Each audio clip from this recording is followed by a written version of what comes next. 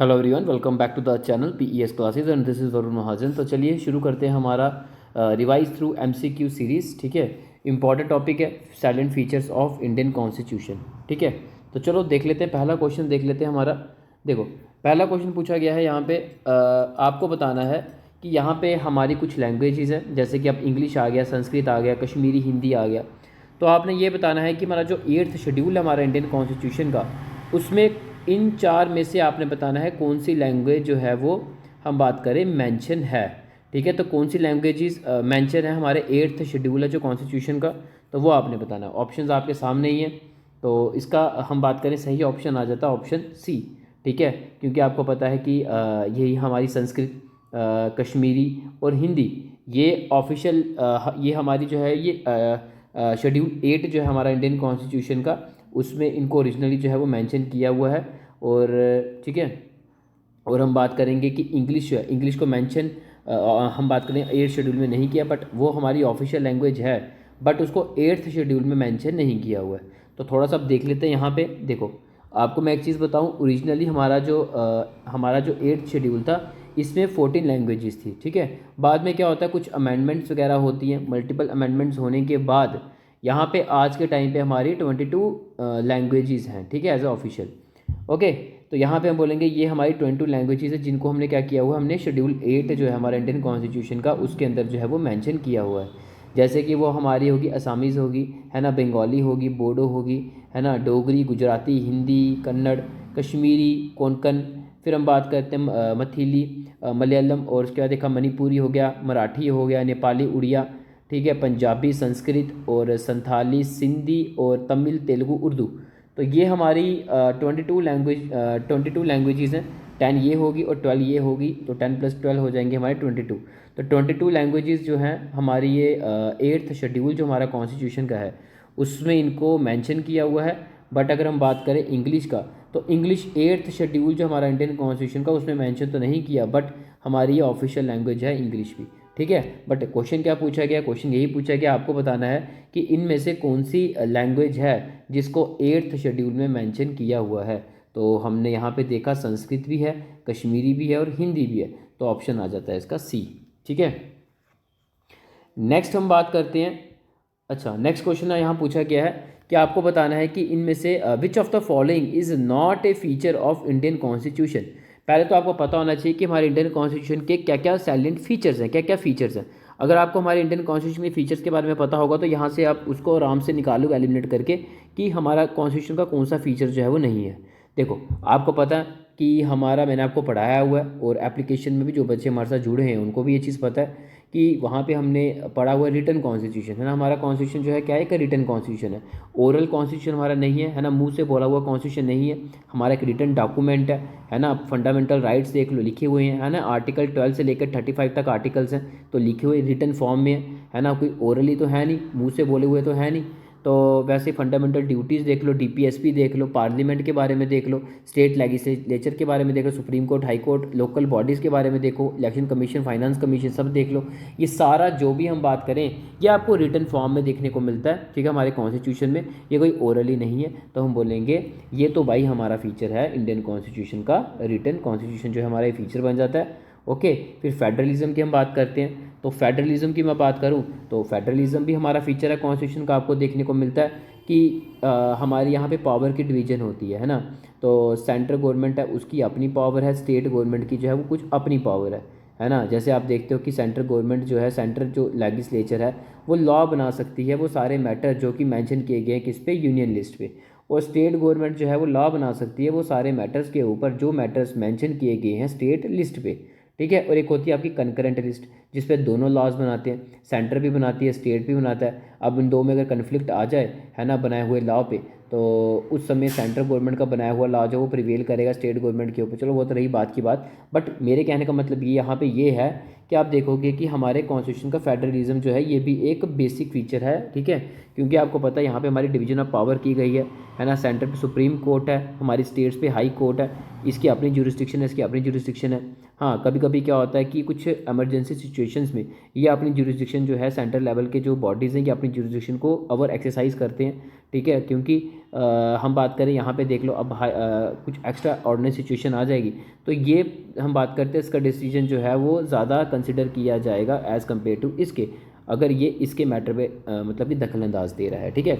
वैसे ही हम बात करते हैं सेंटर की, अगर हम बात करते हैं सेंट्रल गवर्नमेंट की और स्टेट गवर्नमेंट की बात करते हैं, तो वही चीज़ मैंने बोला, सेंट्रल गवर्नमेंट अपने जो मैटर्स हैं उन पे लॉ बनाती है, अपने मैटर्स पे लॉ बनाती है। कभी कोई कन्फ्लिक्ट आ जाए, कभी कोई इमरजेंसी सिचुएशन जनरेट हो जाए, उस समय उसके जो मैटर्स हो गए उस पर जो स्टेट लेजिस्लेचर ने लॉ बनाया ना, तो इसने भी लॉ बनाएगा इसके ऊपर, ठीक है। और इन दो में कोई भी अगर हम बात करें कन्फ्लिक्ट आता है तो सेंट्रल गवर्नमेंट का बनाया हुआ जो है वो लॉ प्रिवेल करेगा। तो यहाँ से आप क्या देख रहे हो, हमारी जो डिवीजन ऑफ पावर जो है वो देखने को मिल रही है, फेडरलिज्म हमें यहाँ पे कंसेप्ट देखने को मिल रहा है। सेंटर की अपनी पावर्स है, स्टेट्स की अपनी पावर है इन द नॉर्मल सर्कमस्टांसिस। हाँ, अगर कुछ एक्स्ट्रा सिचुएशन जनरेट होती है उस वक्त हम बोलेंगे हम सेंटर जो है वो ज़्यादा पावरफुल हो जाता है, ठीक है। वो अपनी हम बात करें वो साइड लाइन कर देता है जो भी स्टेट गवर्नमेंट का बनाया हुआ जो भी लॉ होगा, जो भी डिसीजन लिया गया होगा उस पर्टिकुलर इमरजेंसी सिचुएशन में, ठीक है। तो यहाँ पे इन शॉर्ट हम ये बोलेंगे कि रिटन कॉन्स्टिट्यूशन जो है ये भी हमारा बेसिक फीचर है हमारे कॉन्स्टिट्यूशन का, और फेडरलिज्म जो है ना, division of power between the centre and the state, ये भी हमारा एक बेसिक फीचर है हमारे इंडियन कॉन्स्टिट्यूशन का। जुडिशियल रिव्यू भी बेसिक फीचर है ना। अब कोई मैटर कोर्ट में जाता है तो कोर्ट क्या करता है, उस पर हम बात करते हैं रिव्यू करता है ना, उस पर देखता है अच्छे से, तो वो क्या है, जुडिशियल रिव्यू जो है ये भी हमारा एक बेसिक फीचर है हमारे इंडियन कॉन्स्टिट्यूशन का। हाँ, सॉवरेनिटी ऑफ पार्लियामेंट हमारा फीचर नहीं है, हमारी पार्लियामेंट जो है वो इंडिपेंडेंट नहीं है, वो पार्लियामेंट अपनी मर्जी पे नहीं चलती, अपनी विम्स पे नहीं चलती, ठीक है। जैसे कि मैं आपको एक चीज़ बताऊं, सही ऑप्शन सी आ जाता है इसका। जैसे मैं आपको एक चीज़ बताऊं कि हमारा जो इंडिया का कॉन्स्टिट्यूशन है ये ब्रिटिश पार्लियामेंट्री सिस्टम से हमने अडॉप्ट किया हुआ है, क्योंकि ब्रिटेन में जो है वहाँ पे पार्लियामेंट्री सिस्टम है, उन्हीं का पार्लियामेंट्री सिस्टम हमने इंडिया में जो है वो अडॉप्ट किया। क्योंकि मैंने आपको पहले भी ये चीज़ बताई, हमारा जो कॉन्स्टिट्यूशन है वो बारो कॉन्स्टिट्यूशन है, हमने जो है वो कॉन्स्टिट्यूशन को बारो किया हुआ, हमारा खुद का नहीं है। जो चीज़ हमें एक कंट्री से अच्छी ली हमने वो ले ली। अब अमेरिका से हमें फंडामेंटल राइट्स अगर अच्छे लगे हमने इनसे ले लिए, है ना। अब ब्रिटेन से हमें पार्लियामेंट्री सिस्टम अच्छा लगा हमने ये ले लिया। इनकी कुछ हम बात करें ड्रॉबैक्स होंगे, लूप होल्स होंगे, उनको हमने रिजेक्ट किया। इनके भी कुछ ड्रॉबैक्स लूप होल उनको हमने रिजेक्ट किया। तो ऐसे क्या हमने डिफरेंट कंट्रीज़ की अच्छी अच्छी चीज़ें, पॉजिटिव चीज़ों को हमने ले लिया, नेगेटिव चीज़ों को हमने इग्नोर कर दिया। इससे हमारा इंडियन कॉन्स्टिट्यूशन जो है सबसे दी बेस्ट हो जाएगा, क्योंकि हमने सारी कंट्री की जो बेस्ट चीज़ें थी वो हमने हमारे कॉन्स्टिट्यूशन में इनकॉर्पोरेट की। तो अब यहाँ से आपने क्या देखा, जो हमने पार्लियामेंट्री सिस्टम लिया वो हमने कहाँ से लिया, वो हमने ब्रिटेन से अडॉप्ट किया है, ठीक है। तो यहाँ पे वही चीज़ बोली गई है, हमने अमेरिका का जो प्रेसिडेंशियल सिस्टम उससे हमने अडॉप्ट नहीं किया हुआ है, वो बिल्कुल ही डिफरेंट है। हम बोलेंगे कि जैसे कि मैं बात करूँ यहाँ पे, अब इंडियन पार्लियामेंट जो है ये हमारी सॉवरेन बॉडी नहीं है, ये अपनी मर्जी इंडिपेंडेंट नहीं है, अपनी मर्जी से काम नहीं करती, है ना। अब यहाँ पे ब्रिटिश पार्लियामेंट की अगर बात करूँ, ब्रिटिश पार्लियामेंट यही डिफरेंस देखने को मिलता है कि ब्रिटिश पार्लियामेंट जो है वहाँ पे मोनार्की है, वहाँ पे हेरिडिटरी कंसेप्ट है, बाप है, बाप के बाद बेटा आएगा, है ना। इस टाइप से कंसेप्ट जो है चलता है, ठीक है। तो यहाँ से आपने क्या देखा, ब्रिटिश पार्लियामेंट हमने बेशक पार्लियामेंट्री सिस्टम जो है वो ब्रिटेन से लिया है, बट यहाँ पे स्लाइटली हमें डिफरेंस देखने को मिलता है हमारे इंडियन पार्लियामेंट्री सिस्टम और उनके पार्लियामेंट्री सिस्टम में। वहाँ पे जो है ब्रिटेन में अगर हम बात करें, वहाँ पे हेरिडिटरी कंसेप्ट है ना, बाप के बाद बेटा आएगा, है ना, उस टाइप का कंसेप्ट है, मोनार्की वाला कंसेप्ट है। बट यहाँ पे नहीं, यहाँ पे इलेक्शंस वगैरह होते हैं, जो कंटेस्टेंट जीतेगा वही जो है वो हम बात करें गवर्नमेंट की फॉर्मेशन करेगा, ठीक है। वही जो है हमें देखने को मिलता है हेड। तो यहाँ पे वही चीज़ बोला गया, sovereign of the parliament is not a feature of the Indian constitution. मतलब कि हमारी जो इंडिया की जो हमारी जो पार्लियामेंट की सॉवरेनिटी है ना, कि हमारी सॉवरेनिटी अपनी मर्जी पे काम करती है, इंडिपेंडेंट है, ये हमारा फीचर नहीं है हमारे इंडियन कॉन्स्टिट्यूशन का। तो हम ये बोलेंगे हमारे यहाँ पे पार्लियामेंट को सॉवरेनिटी नहीं है, ठीक है। अच्छा, नेक्स्ट हम बात कर लेते हैं। यहाँ पूछा गया, आपको बताना है which one of the following is not a part of the basic structure of the Indian constitution. तो इनमें से बताओ जी, बेसिक स्ट्रक्चर जो है हमारे इंडियन कॉन्स्टिट्यूशन का कौन सा नहीं है। तो सही ऑप्शन आ जाता है राइट टू प्रॉपर्टी। देखो यार, मैं आपको एक चीज़ बताऊँ कि जो हमारा राइट टू प्रॉपर्टी है ना, ये हमारा हम बात करें, ये हमारा बेसिक स्ट्रक्चर हमारा इंडियन कॉन्स्टिट्यूशन का नहीं है। क्यों? क्योंकि अब आप राइट टू प्रॉपर्टी को जस्ट हमने एक लीगल राइट बना दिया है ना। 1978 से पहले जो है राइट टू प्रॉपर्टी एक फंडामेंटल राइट हुआ करता था, बट 1978 में एक अमेंडमेंट एक्ट लाया जाता है जिसका नाम क्या था, 44th कॉन्स्टिट्यूशन अमेंडमेंट एक्ट 1978। तो इस एक्ट के थ्रू हम ये बोलेंगे राइट टू प्रॉपर्टी जो है ये राइट टू प्रॉपर्टी हमारा पहले फंडामेंटल राइट था, इसको सीज कर दिया गया, इसको ख़त्म कर दिया गया। अभी हमारा फंडामेंटल राइट नहीं है, अब जस्ट हमारा एक लीगल राइट है जो कि गारंटी किया गया under article 300A of the constitution, ठीक है। बट यहाँ पे हम बात करते हैं रूल ऑफ लॉ, देख लो सेकुलरिज्म, है ना, पार्लियामेंट्री फॉर्म ऑफ गवर्नमेंट, ये हमारे बेसिक स्ट्रक्चर है कॉन्स्टिट्यूशन के।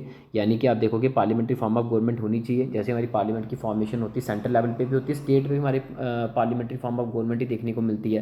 तो ये हमारा बेसिक स्ट्रक्चर है, इसको हम चेंज नहीं कर सकते, क्योंकि आपने देखा होगा हमारा कॉन्स्टिट्यूशन यही बात करता है, जो चेंजेस लाना चाहो आप लेकर आओ, बट आप कॉन्स्टिट्यूशन का बेसिक स्ट्रक्चर जो है वो चेंज नहीं करोगे। ठीक है, तो यहाँ पे वही पार्लियामेंट्री फॉर्म ऑफ गवर्नमेंट जो है बेसिक स्ट्रक्चर है ना। आप ये नहीं बोल सकते कि पार्लियामेंट्री फॉर्म ऑफ गवर्नमेंट से हमें प्रेसिडेंशियल फॉर्म ऑफ गवर्नमेंट में शिफ्ट कर देना चाहिए, ये नहीं बोल सकते। अगर ये बोलोगे तो आप बेसिक स्ट्रक्चर जो हमारे इंडियन कॉन्स्टिट्यूशन का उसकी वायलेशन कर रहे हो। ठीक है, तो सेकुलरिज्म देख लो, हम हर एक रिलीजन को इक्वल इंपॉर्टेंस देते हैं, चाहे वो हिंदू हो, सिख हो, मुस्लिम हो, कोई भी रिलीजन हो, है ना, इस्लाम हो, हम हर एक रिलीजन को इक्वल इंपॉर्टेंस देते हैं। हम क्या हैं, हम सेकुलर हैं। ठीक है, हम भाईचारे पे विश्वास रखते हैं। फिर हम बात करते हैं कि रूल ऑफ लॉ, है ना, तो ये सारे हम बात करते हैं। इसका ये ऑप्शन नहीं होगा, सही ऑप्शन इसका आ जाता है राइट टू प्रॉपर्टी। तो राइट टू प्रॉपर्टी हमारा जो है वो बेसिक स्ट्रक्चर नहीं है कॉन्स्टिट्यूशन का, और इसको हमने चेंज भी कर दिया है अमेंडमेंट एक्ट के थ्रू, अब जस्ट हमारा एक लीगल राइट बन चुका है ये। ठीक है, बाकी हम बात करें बेसिक स्ट्रक्चर को चेंज नहीं कर सकते, और हम बात करें जो हमने पीछे देखा ये कि रूल ऑफ लॉ और, है ना, और हम बात करें सेकुलरिज्म, इसको हम चेंज नहीं कर सकते। ठीक है, ये हमारा बेसिक स्ट्रक्चर है, इसको हम चेंज कर देंगे तो हमारे बेसिक स्ट्रक्चर जो है उसकी वायलेशन हो जाएगी। ठीक है, अब इंडिया का जो हमारा कॉन्स्टिट्यूशन है, क्या वो रिजिड है, क्या वो फ्लेक्सिबल है? रिजिड का मतलब ये हुआ कि जो एक बार पन्ने में लिख दिया अब उसको आप चेंज नहीं कर सकते, अगर चेंज कर भी सकते तो बड़ा एक डिफ़िकल्ट प्रोसेस होता है ना। अब स्पेशल मेजॉरिटी वगैरह ये सारी उसके थ्रू बिल पास वगैरह करने पड़ते हैं, तब जाके हमारा कॉन्स्टिट्यूशन जो है वो अमेंड हो पाता है। अब हम बात करते हैं कि फ्लेक्सिबल है, कि जो आपने चीज़ लिखी हुई है रिटन डॉक्यूमेंट में, इसको आप चेंज कर सकते हो। कि कॉन्स्टिट्यूशन हमारा फ्लेक्सिबल है, क्या हमारा रिजिड है, या फिर हम बोले ना ही रिजिड है ना ही फ्लेक्सिबल, या फिर हम बोलेंगे पार्शली रिजिड है और पार्शली जो है क्या है, फ्लेक्सिबल। ठीक है, तो इसका सही आंसर जो है हमारा क्या बन जाता है, ऑप्शन सी। ठीक है, हम बोलेंगे ना ही पूरी तरीके से हमारा ये रिजिड है, ना ही हमारा पूरे तरीके से ये क्या है, फ्लेक्सिबल है। ठीक है ना। अब यानी कि आप यहाँ पे देखोगे कुछ प्रोविजंस ऐसे होते हैं जिनको जिनको अमेंड करना जो है बहुत एक डिफ़िकल्ट होता है, उसके लिए आपको स्पेशल मेजॉरिटी जो है वो लेकर आनी पड़ती है। स्पेशल मेजॉरिटी से वो बिल पास होना चाहिए हमारे दोनों हाउसेज में, लोकसभा राज्यसभा में। ठीक है, उसके बाद ही हम बात करें कि उस पर्टिकुलर प्रोविज़न में चेंजेस लाई जा सकती है। तो हमने यहाँ पे क्या देखा, यहाँ पे ये देखा कि काना कॉन्स्टिट्यूशन जो है वो रिजिड भी है, साथ फ्लेक्सिबल भी है। कुछ ऐसे प्रोविजंस होते हैं जिनको आप क्या कर सकते हो, आप ऑर्डिनरी बिल के थ्रू जो है उसको आप अमेंड कर सकते हैं, यानी कि सिंपल मेजॉरिटी के साथ उसको आप अमेंड कर सकते हो। तो हम ये बोलेंगे कि सारी चीज़ें जो है वो डिफिकल्ट नहीं होती हमारे कॉन्स्टिट्यूशन अमेंड करना, कुछ चीज़ें ईजी भी होती हैं, उसको आसानी से जो है वो चेंज किया जा सकता है, उसका रिटन कंटेंट चेंज किया जा सकता है। तो यहाँ से हम बोलेंगे हमारा इंडियन कॉन्स्टिट्यूशन जो है वो रिजिड भी है और थोड़ा थोड़ा फ्लेक्सिबल भी है। तो ऑप्शन आ जाता है इसका बी। ठीक है, ठीक है, और साथ में ये ऑप्शन ठीक कर दो, इसका ऑप्शन सी नहीं आएगा, इसका ऑप्शन डी आएगा। ठीक है, इसका ऑप्शन ठीक कर लो, ऑप्शन डी आएगा। ओके, अच्छा, अब हम यहाँ पे एक चीज़ मैं आपको बता दूँ, वही चीज़ मैंने आपको बोली कि रिजिड कॉन्स्टिट्यूशन क्या होता है, ऐसा कॉन्स्टिट्यूशन, ठीक है, जिसके आप प्रोविजंस को जो है वो आप चेंज नहीं कर सकते, तो चेंज कर भी सकते हो, अमेंडमेंट कर भी सकते हो, तो उसके बड़ा एक डिफिकल्ट प्रोसेस होता है ना, स्पेशल मेजॉरिटी वगैरह उसके थ्रू जो है वो बिल जो है वो पास होना चाहिए, और आप ये मान सकते हैं इन शॉर्ट डिफिकल्ट प्रोसीजर होता है उसको चेंज करना। जैसे अमेरिका का कॉन्स्टिट्यूशन आप देख लो, है ना, यहाँ पे अमेरिका का कॉन्स्टिट्यूशन जो है इसको अमेंड करना जो है बड़ा एक डिफिकल्ट है। ठीक है, तो वैसे ही फ्लेक्सिबल कॉन्स्टिट्यूशन क्या होता है, ऐसा कॉन्स्टिट्यूशन जिसको आप अमेंड जो है वो ईजिली कर सकते हो। ऑर्डिनरी लॉ को जैसे ही आप लेकर आते हैं ना, ऑर्डिनरी लॉ के लिए क्या होता है, सिंपल मेजॉरिटी चाहिए होती है उसको पास करने के लिए, उस बिल को पास करने के लिए। ऑर्डिनरी बिल जो होगा उसको ऑर्डिनरी लॉ बनाने के लिए हमें सिंपल मेजॉरिटी चाहिए, है ना। सिंपल मेजॉरिटी बिल्कुल तो आप ये मान कर सकते हो सिंपल मेजॉरिटी से बिल ईजिली पास हो जाता है ना। तो अभी देख सकते हो ये क्या बन रहा है, हमारा फ्लेक्सिबल बन रहा है। तो वही चीज़ें, कुछ प्रोविजंस ऐसे होते हैं जिसको आप अमेंड कर सकते हो, ठीक है, बड़े ईजिली वे में, है ना, सिंपल मेजॉरिटी के साथ। तो वो हमारे प्रोविजन, वो हम बात करते हैं, वो फ्लेक्सिबल भी बताता है, हमें करैक्टर बताता है हमारे कॉन्स्टिट्यूशन का। तो हम बोलेंगे हमारा कॉन्स्टिट्यूशन फ्लेक्सिबल भी है, हमारा कॉन्स्टिट्यूशन जो है वो रिजिड भी है, दोनों का एक सिंथेसिस, दोनों का क्या है, एक मिक्सचर है। ओके, अच्छा, फिर जैसे हाँ ब्रिटिश का पार्लियामेंट्री सिस्टम देख लो, ये हमारा जो है ये फ्लेक्सिबल रहता है ना। तो ये अच्छा, नेक्स्ट क्वेश्चन देख लेते हैं, विच of the following statement about the constitution of India is correct. तो इनमें से कौन सी स्टेटमेंट जो है हमारी करेक्ट बन जाती है, कॉन्स्टिट्यूशन ऑफ इंडिया में कौन सी स्टेटमेंट जो है वो मेंशन की गई हुई है। अब पहली स्टेटमेंट है, popular sovereignty and adult franchise are the basic feature of the constitution. ठीक है, तो यहाँ पे बोला गया है कि हमारी सॉवरेनिटी होनी चाहिए, इंडिपेंडेंट नेशन हमारा होना चाहिए। तो और सामने अडल्ट फ्रेंचाइज का मतलब ये हुआ, अडल्ट फ्रेंचाइज सफरेज हुआ कि यहाँ पे 18+ जो भी युवा होगा उसको राइट टू वोट का अधिकार जो है वो दिया जाता है तो बताओ ये बेसिक फीचर है हमारा कॉन्स्टिट्यूशन का। सेकंड बात करता है कि डिवीजन जो पावर की देखने को मिलती है सेंटर और स्टेट के बीच में, वो हमारी मोर रिजिड है। यानी कि रिजिड हो गया कि एक बार लिख दिया सेंटर अपने काम पे मैटर्स पे काम करेगा, स्टेट अपने मैटर्स पे काम करेगा, है ना। सेंटर जो है वो स्टेट की में दखल अंदाज नहीं कर सकता। ठीक है, तो हम ये बोलेंगे कि या ये सेकंड वाली स्टेटमेंट आ जाती है, क्या ये हमारे कॉन्स्टिट्यूशन में मेंशन है। फिर हम बात करें third, constitution mention direct control by the people. क्या कॉन्स्टिट्यूशन में ये भी मेंशन किया गया है कि जो गवर्नमेंट है हमारी वो कंट्रोल डायरेक्टली की जा रही है लोगों के द्वारा बाय रेफरेंडम इनिशिएटिव रिकॉल के थ्रू। ठीक है, तो ऑप्शन सी, ऑप्शन 3 आपके सामने है। तो बताओ उसका सही आंसर जो है वो क्या होगा। तो सही आंसर है इसका आपका option D, sorry option B, 1 और 2। तो ये जो दो हैं हमारे, ये कॉन्स्टिट्यूशन ऑफ इंडिया में हमारे मेंशन किए गए हैं। ठीक है, तो ये आप देख सकते हो। नेक्स्ट हम बात करते हैं, वही चीज़ मैंने आपको बता दी कि हमारे यहाँ पे पॉपुलर सॉवरेनिटी देखने को मिलती है। इंडिया हमारा सॉवरेन नेशन है। और अडल्ट फ्रेंचाइज है ना, 18+ जो भी होगा उसको राइट टू वोट का अधिकार दिया जाता है। बेसिक फीचर हमारे कॉन्स्टिट्यूशन के ये। यहाँ पे पावर की डिवीजन देखने को मिलती है सेंटर और स्टेट के बीच में। और हम बात कर कंसिडर किया जाता है रिजिड है ना। तो ये बेसिकली कॉन्स्टिट्यूशन में लिखी गई है, रिजिड है but does not depend on the whims of the parliament. Parliament की मर्ज़ी पे डिपेंड नहीं करती कि वो आज़ादी एक्सरसाइज को आज़ादी पावर को एक्सरसाइज करे। ठीक है, तो ये बेसिकली रिजिड है। ये सेंटर स्टेट के बीच में डिवीजन ऑफ पावर हमें देखने को मिलती है। ऐसा रिटर्न भी किया गया, कॉन्स्टिट्यूशन में लिखा भी गया हुआ है ना। पार्लियामेंट अपनी मर्ज़ी से काम नहीं करेगी, जो भी लिखा हुआ है कॉन्स्टिट्यूशन में वैसे ही चलेगी। फिर हम बात करते हैं कि constitution does not mention direct control by the people such as referendum. तो कॉन्स्टिट्यूशन में ये चीज़ को मेंशन नहीं किया हुआ कि जो भी अपने रिप्रेजेंटेटिव को चुना जाएगा लोगों के द्वारा, वो रिफरेंडम इनिशिएटिव रिकॉल के थ्रू वो चुनते हैं, डायरेक्ट कंट्रोल उनका होता है। ठीक है, तो हम बोलेंगे ये चीज़ गलत है। जबकि हमें पता है कि जो हमारी ये इंडियन कॉन्स्टिट्यूशन में ये जो हमें देखने को मिलता है कि यहाँ पे डेमोक्रेसी, हम इलेक्शंस वगैरह जो है वो अपने रिप्रेजेंटेटिव को चूज़ करते, इंस्ट्रूमेंट ऑफ डायरेक्ट डेमोक्रेसी इसको बोला जाता है। और ये हमने कहाँ से लिया है, ये ऐसा प्रैक्टिस चली आ रही थी स्विट्ज़रलैंड में, वहीं से हमने इस चीज़ को कॉपी किया। हम यहाँ पे इलेक्शंस वगैरह कराते हैं और अपने रिप्रेजेंटेटिव को क्या करते हैं, हम चुनते हैं। ठीक है, अब इंडियन कॉन्स्टिट्यूशन जो है प्रोवाइड करता है फॉर द, हम बात करेंगे indirect democracy, not direct democracy. ठीक है, नेक्स्ट हम बात करते हैं consider the following statement the silent feature of the Indian constitution. तो क्या इंडियन कॉन्स्टिट्यूशन के बताने आपने क्या साइलेंट फीचर्स हैं। ठीक है, ऑप्शन जैसे कि हम बात करें यहाँ पे क्या सिंगल सिटीजनशिप है यहाँ पे, और हम बात करते हैं कि strictly federal form of government यहाँ बनती है, यूनिक मिक्सचर आपको देखने को मिलता है रिजिडिटी और फ्लेक्सिबिलिटी का। तो सही ऑप्शन है इसका ऑप्शन डी, 1 और 3 आर करेक्ट, है ना। यहाँ पे सिंगल सिटीजनशिप देखने को मिलती है और मिक्सचर आपको जो है सिंथेसिस देखने को मिलता है रिजिडिटी और फ्लेक्सिबिलिटी का। ठीक है, तो कुछ प्रोविजंस जो है वो ईजिली अमेंड हो जाते हैं और कुछ प्रोविजंस को अमेंड करना बहुत डिफिकल्ट होता है, उसके लिए स्पेशल मेजॉरिटी चाहिए होती है ना। तो बोलेंगे यहाँ पे कुछ हमारे प्रोविजंस को यहाँ पे रिजिडिटी देखने को मिल रही है, उनके फीचर देखने को मिल रहा है, और कई हमारे प्रोविजंस है जिससे हमें फीचर क्या देखने को मिलता है, फ्लेक्सिबिलिटी का।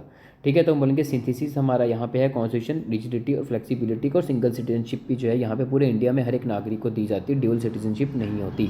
ये नहीं कि सेंटर की सिटीजनशिप उसके अलग होगी और जिस स्टेट में वो रहता है उसकी सिटीजनशिप अलग होगी, ऐसा नहीं होगा। सिंगल सिटीजनशिप होगी। ठीक है, इंडिया का सिटीजन जो है उसको कंसिडर किया जाएगा। ठीक है, तो ऑप्शन आ जाता है इसका 1 और 3, यानी कि ऑप्शन आ जाता है इसका हम बात करें, ये देखो ये सही स्टेटमेंट है, ये सही स्टेटमेंट है। ठीक है, बाकी मैंने आपको सारा समझा दिया है। और एक चीज़ मैं बता दूं, हमारा जो कॉन्स्टिट्यूशन ऑफ इंडिया है यहाँ पे क्वाजी फेडरल सिस्टम देखने को मिलता है ना। जैसे कि मैंने आपको बताया कि हमारी सेंटर जो है, सेंटर हम बात करें अपने मैटर्स पे लॉ बनाती है, ये जो है स्टेट या अपने मैटर्स पे डिसीजन या लॉ वगैरह लेता है। बट इन दो में जब कभी कन्फ्लिक्ट आ जाए तो उसका इसका बनाया हुआ लॉ जो है वो प्रिवेल करेगा, है ना। और कभी इमरजेंसी सिचुएशन जनरेट हो जाए इस पर्टिकुलर स्टेट में, तो इस स्टेट को थोड़ा साइडलाइन करके ये सेंटर जो है वो अपनी पावर को एक्सरसाइज करेगा। ठीक है, कंट्रोल करने में। तो यहाँ पे क्या देखा आपने, पूरे तरीके से डिवीजन ऑफ पावर नहीं देखने को मिल रही, कभी कभी सेंटर हमें पावरफुल होता हुआ देखने को मिलता है। तो इस फीचर को बोला जाता है क्या, क्वाजी फेडरल, है ना। आप सुप्रीम कोर्ट हाई कोर्ट देख लो, सुप्रीम कोर्ट हाई कोर्ट के इसमें जो है डिवीजन की गई है ना। स्टेट हाई कोर्ट जो है अपने मैटर्स जो है स्टेट के जो है वो देखता है, सेंटर जो है सुप्रीम कोर्ट जो है वो सारे मैटर पूरे इंडिया के जो है वहाँ पे देखता है। कभी क्या होता है कि कभी कुछ एक्स्ट्रा सिचुएशन जनरेट हो, एक्स्ट्रा कंडीशन के टाइम पीरियड के दौरान, ये हमारी जो सुप्रीम कोर्ट होता है वो ज़्यादा पावरफुल हो जाता है और वो क्या करता है, स्टेट हाई कोर्ट को साइडलाइन करता है, फिर अपनी एक्सरसाइज को जो है वो क्या करता है, अपनी पावर को जो है वो एक्सरसाइज करता है। ठीक है, तो यहाँ से हमने वही चीज़ देखी कि हमारा कॉन्स्टिट्यूशन जो है इंडिया का, ठीक है, यहाँ पे इस्टेब्लिश किया गया हमारा क्वाजी फेडरल सिस्टम देखने को मिलता है, यानी कि यहाँ पे ब्लेंड मिक्सचर देखने को मिलता है रिजिडिटी और फ्लेक्सिबिलिटी का। ठीक है, तो हमारा कॉन्स्टिट्यूशन जो है वो सिंगल सिटीजनशिप की भी बात करता है, हर एक सिटीजन को जो है इंडिया के उसको सिंगल सिटीजनशिप प्रोवाइड की जाएगी और उसको कंसिडर किया जाएगा सिटीजन ऑफ इंडिया। ठीक है, not of the states. Next हम बात कर लेते हैं जी, in the constitution of India the term federal appear in.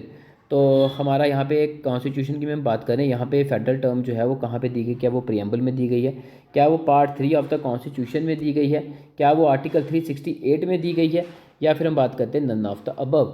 तो आपको पता है कि इसका सही आंसर आ जाता है नन ऑफ द अबव। ठीक है, अब यहाँ पे हम देख लेते हैं। देखो कॉन्स्टिट्यूशन की मैं बात करूँ इंडिया के, तो प्रियम्बल आपको पता है, प्रियम्बल में मेंशन नहीं है फेडरल टर्म के बारे में। पार्ट 3 जो हमारा जो फंडामेंटल राइट से डील करता है, ये जो आर्टिकल 12 से लेकर 35 तक, तो ये भी हम बात करते हैं, ये हमारा पार्ट 3 जो है ये हम बात करें ये भी हमारा डील जो है वो फेडरल टर्म का जो है वो यूज़ नहीं किया गया है इस वर्ड का। ठीक है, तो यहाँ पे नॉट कर दो, मैं वही चीज़ देख रहा था, not deals with the fundamental rights. 12 से लेकर 35 तक आर्टिकल्स होते हैं। आर्टिकल 368 जो है ना, ये बेसिकली किस चीज़ के लिए होता है कि अमेंडमेंट कोई भी अपने प्रोविजन में लानी, तो अंडर द आर्टिकल 368 जो है वो अमेंडमेंट जो है वो की जाती है। तो आर्टिकल 368 जो है इसमें भी जो है मेंशन नहीं किया गया फेडरल टर्म का। तो वर्ड फेडरेशन का मतलब हम बात करें, इसको मेंशन ही नहीं किया कॉन्स्टिट्यूशन में, क्योंकि मैंने आपको पहले भी ये चीज़ बोली थी, हम फेडरल टर्म का जो है वो यूज़ नहीं करते। बेशक हमारे यहाँ पे फेडरल है, यहाँ पे डिवीजन ऑफ पावर देखने को मिलती है सेंटर और स्टेट के बीच में। अगर हम फेडरल टर्म का इस्तेमाल कर देंगे तो क्या होगा, स्टेट जो है वो अपनी एक्सरसाइज को जो है वो मिसयूज़ करेगी, है ना। तो इससे क्या होगा, कभी एक्स्ट्रा ऑर्डिनरी सिचुएशन जनरेट होती है, इमरजेंसी कंडीशन जनरेट होती है, तो सेंटर जो है वो पावरफुल जब होना चाहेगी तो स्टेट उसको जो है वो यही चीज़ बताएगी कि देखो जी हमारी जो स्टेट, हमारी जो कंट्री है, कंट्री क्या है हमारी, एक फेडरल है ना। हमारी कंट्री जो है क्या है, एक फेडरल है, डिवीजन ऑफ पावर की गई है स्टेट और सेंटर के बीच में। बट यहाँ पे इसलिए यूनिटरी लिख दिया गया ताकि स्टेट इस चीज़ का मिसयूज़ नहीं कर सकती टर्म का। ठीक है, कभी ऐसी एक्स्ट्रा ऑर्डिनरी सिचुएशन जनरेट होती है, इमरजेंसी लाइक सिचुएशन जनरेट होती है, उस समय सेंटर जो है वो ज़्यादा पावरफुल हो जाएगा स्टेट से और स्टेट को साइडलाइन कर दिया जाएगा। ठीक है, इसलिए हमने यहाँ पे जो है वो यूनिटरी हम बात करें यहाँ पे फेडरल स्टेट के बारे में जो है टर्म का मेंशन नहीं किया है। ठीक है, बाकी हम बात करें गवर्नमेंट ऑफ इंडिया एक्ट जो है हमारा 1919, इसके थ्रू हम बात करते हैं कि हमारी जो पावर जो है उसको सेपरेट कर दिया गया था, सेंटर की अलग और स्टेट की हम बात करते हैं वो अलग, लॉज वगैरह बनाने में, एग्जीक्यूशन करने में। ठीक है, तो यहाँ पे बोलेगा सेंटर और प्रोविंशियल लेजिस्लेचर जो है इनके बीच में क्या कर दी गई थी, डिवीजन कर दी गई थी इनकी पावर्स के बीच में, किसके through, government of India act 1919 के थ्रू। ठीक है, नेक्स्ट हम बात करते हैं जैसे कि यहाँ पे क्वेश्चन आता है हमारा, which of the following federal principles are not found in the federation. तो आपने बताना कौन सा प्रिंसिपल जो है वो फेडरेशन में जो है वो मेंशन नहीं है। क्या वो bifurcation of the judiciary between the federal and the state government.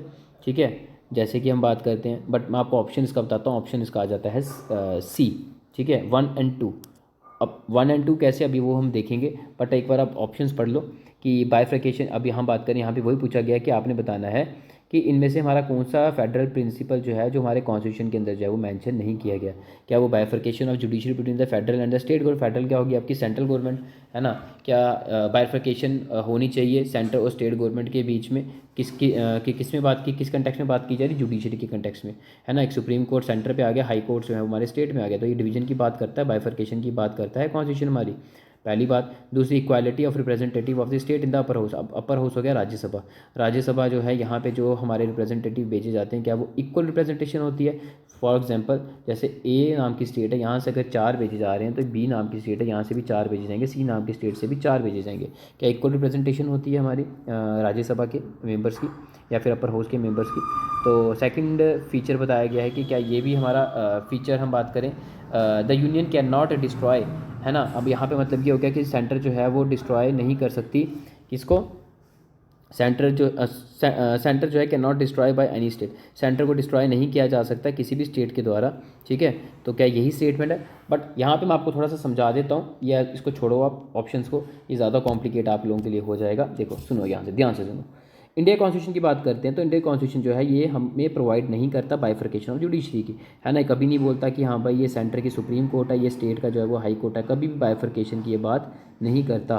ठीक है, और इंडियन कॉन्स्टिट्यूशन जो हमारा एक सिंगल इंटीग्रेटेड जुडिशरी की बात करता है। ठीक है, ये सही बात है कि वो हमारा सिंगल इंटीग्रेटेड जुडिशरी की बात करता है, वो बाइफर्केशन और जुडिशरी की बात कभी नहीं करता कि सुप्रीम कोर्ट अपने काम पे स्फेयर में काम करेगा, स्टेट हाई कोर्ट अपने स्फेयर में काम करेगा। वो हमेशा बात करता है कॉन्स्टिट्यूशन हमारा सिंगल इंटीग्रेटेड जुडिशरी सिस्टम है। ठीक है। फिर हम बात करते हैं सेकंड, हम बात करते हैं हमारा जो कॉन्स्टिट्यूशन है वो कभी भी इक्वालिटी प्रेजेंटेशन की बात नहीं करता। वो ये नहीं बोलता कि ए नाम की स्टेट से अगर आप राज्यसभा में 4 बंदे भेज रहे हो तो बी से भी आप 4 ही भेजो, नहीं।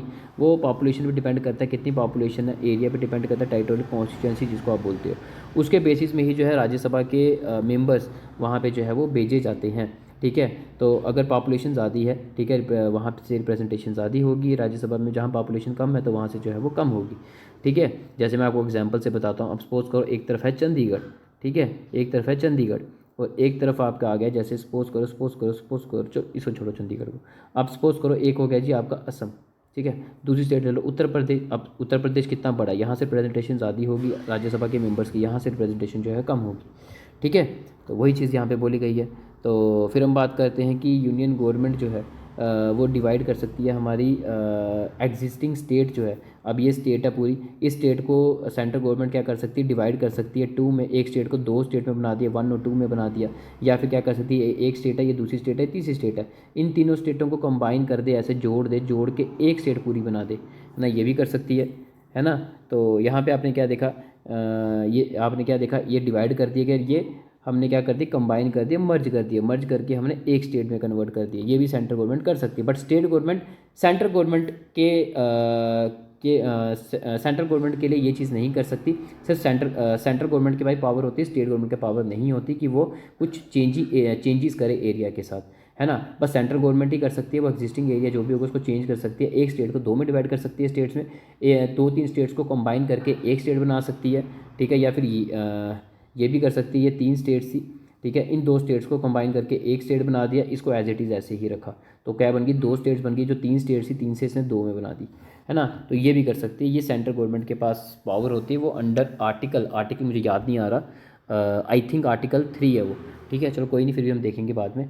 तो उसके अंडर ये सारी एक्सरसाइज जो है पावर कर सकती है कौन, central government. But state government का पावर ये चीज़ की नहीं होती। ठीक है, वो कभी भी छेड़खानी नहीं कर सकती। ठीक है। तो ये था जी, हमने डिस्कस कर लिया, ये थे हमारे कुछ इंपॉर्टेंट एमसीक्यूज़। बाकी मोर डिटेल जो भी है वो हमारी लेक्चर सीरीज़ जो है हमारी इंडियन पॉलिटी, वहीं पे हम पढ़ रहे हैं। जो बच्चे जुड़े हैं उनको पता है, उनको समझ आ रहा है सारा। ठीक है। तो इंडियन पॉलिटी हमारा एप्लीकेशन में कोर्स हमारा स्टार्ट हुआ है। एप्लीकेशन आपको पता ही है, PES क्लासेस। ठीक है, यहाँ पे जाके आप क्या कर सकते हो, हमारे कोर्स को ले सकते हो इंडियन पॉलिटी के। सेकंड आता है जो हमारा फिजिकल ज्योग्राफी, ये भी स्टार्ट हो चुका है। एंशंट हिस्ट्री ये भी स्टार्ट हो चुका है। और बाकी कोर्सेज़ की बात करूँ तो बायोलॉजी, ये शकुल सर, डॉक्टर शकुल सर जो हैं उनके द्वारा ये कंपोनेंट कवर हो चुका है, वहाँ जाके आप कंप्लीट देख सकते हो। ठीक है, एप्लीकेशन पे ही है ये भी। और रही बात हमारी बाकी कोर्सेज़ की, वो भी जल्द आएंगे। बाकी और टीचर्स भी काम कर रहे हैं, तो बस जल्द आएंगे आपके बाकी भी कोर्सेज़। और जल्द हम जनरल इंग्लिश और आपका क्वांट एप्टीट्यूड रीजनिंग वगैरह ये भी लेकर आ रहे हैं। आपका JK SSB का भी जो है वो सिलेबस को देखा जा रहा है। ठीक है। तो बच्चों का कहना था कि सर JK SSB का भी सिलेबस को जो है वो लाया जाए। तो चलो कोई नहीं, हम JK SSB की भी टीम हमारी आएगी। ठीक है, वो JK SSB का आपका कवर करेगी। ठीक है। तो बट 3 कंपोनेंट ये वाले जो हैं ये मेरे द्वारा कवर किए जा रहे हैं, डिटेल एनालिसिस है। तो आप ये मान कर चलो, आपका IAS, JKS या कोई भी PSC से आप बिलोंग करते हो, ठीक है, आपका SSB हो गया आपका, या फिर हम बात करें आपका SSC हो गया, हर एक एग्ज़ाम के लिए आपका बेनिफिशियल रहेगा। ठीक है। तो बस आपने कुछ नहीं करना, अपने ऐप डाउनलोड करना है PES classes Google play store में जाके, और बाकी सिंगल ऑनलाइन कोर्स रहने वाला हर एक कॉम्पिटिटिव एग्जाम के लिए, डिटेल एनालिसिस रहेगा। इसके बाद कुछ नहीं पढ़ना, बस यही नोट्स को बार बार रिवाइज करो और MCQ लगाना स्टार्ट कर दो। ये MCQ सीरीज़ लाने का यही मेन मोटो है। जो बच्चे पढ़ रहे हैं वहाँ से उनको पता चल सकेगा कि हम लोगों ने जो पढ़ा है, क्या हम MCQ को सॉल्व कर पा रहे हैं, नहीं कर पा रहे। ठीक है। तो इसलिए ये बेनिफिट है हमारा MCQ सीरीज़ को लाने का। ओके। बाकी वही चीज़ मैं आपको बोलूँगा कि ज्वाइन करिए हमारी क्लासेस, PES क्लासेस को डाउनलोड करके। ओके, चलो इतना ही था। बाकी कोई भी डाउट है, हमारा कॉन्टैक्ट डिटेल्स यहाँ पे दी गई हैं, आप हमें कॉल कर सकते हो, व्हाट्सएप कर सकते हो, जैसा आपको ठीक लगे। और बाकी लास्ट में मैं आपको ये चीज़ बोलूँगा, हमारा इंस्टाग्राम जो है ये भी पेज को आप चेक कर सकते हो।